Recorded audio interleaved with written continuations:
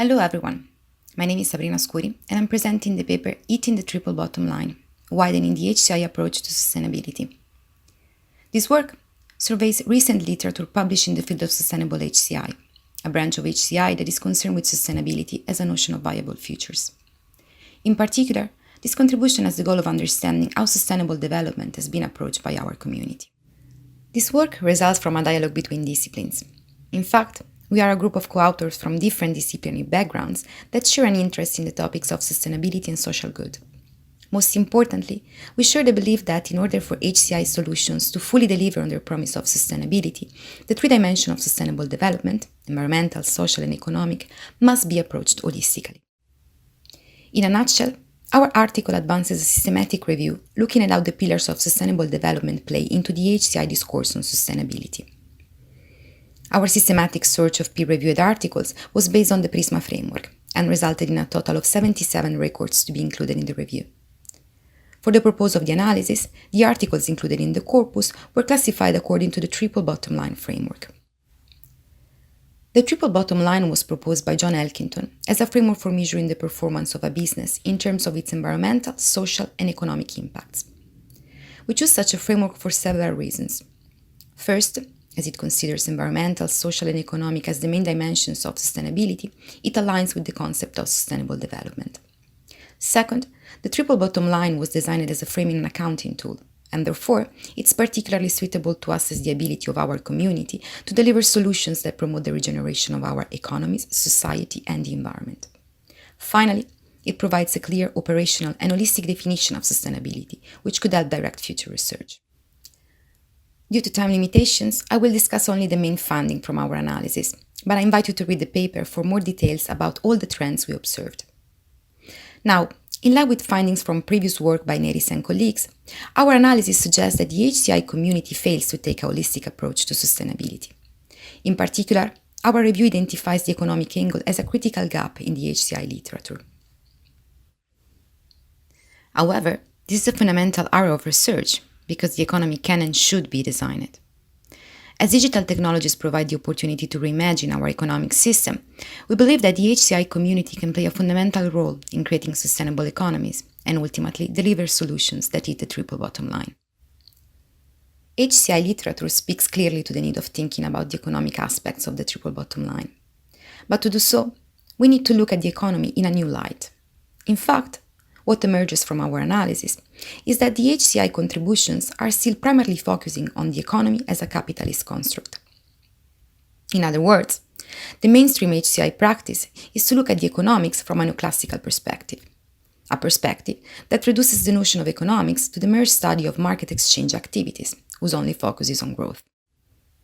As an example, in their article, Bornin and colleagues argue that the modern economy is one of the main forces that push back from noticing the materiality of digital technologies and consequently their environmental impact. As a solution to counter this force, the authors suggest to let the prices tell the truth. This by taxing the material impact of such technologies and ultimately making them visible. Their argument is therefore based on the assumption that the market is fundamentally incompatible with the climate crisis. Hence, they suggest an approach that penalizes violations. Here we argue that neoliberal economics is not the only one possible. In order to hit the triple bottom line, we need to look at other economic disciplines, especially those that do not place the market at the center. Heterodox economics, like feminist or socialist, just to name some, do not focus on economies as engines for growth, but rather from a social construct perspective that takes into account the political economy, namely the balance of power, which is inherent in all systems. Adopting a political economy approach implies understanding the tacit interactions created by people activity in an economic context, and how they affect the entire network of relationships between human, non-human, and the broad environment. By looking at economics through this lens, we cannot reduce it anymore to a mere discussion about market exchange activities. On the contrary, it clearly includes and orchestrates a wider set of activities, namely production, consumption, and exchange, which in their turn are surrounded and influenced by social, cultural, and political forces. Here we posit that in order for HCI interventions to achieve scalable, long-lasting sustainable impact, we need to understand and unpack all the tacit interactions that occur across consumption, production, and exchange. but let me provide you with an example to illustrate this proposed approach.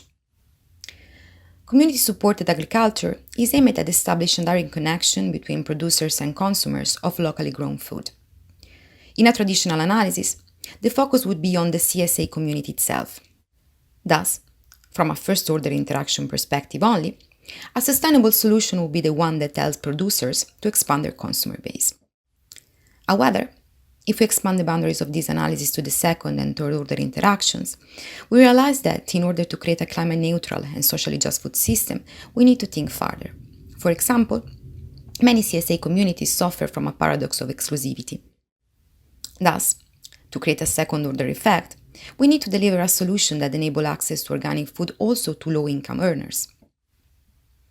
Finally, to design the exchange interaction space and create a third-order effect, we could, for example, support the cooperation between different CSAs so as to enable them to deliver at scale.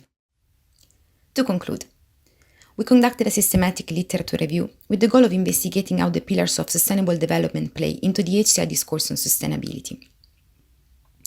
Results from our analysis identify the economic angle as a critical gap in the literature. So by looking at economic theories and concepts, we have elaborated and illustrated through examples an approach for HCI research to address the economic angle, namely, through understanding the first, second, and third-order interaction effects. This work is therefore a call for action for the HCI community to contribute to redesigning our economy and ultimately rebalance the triple bottom line.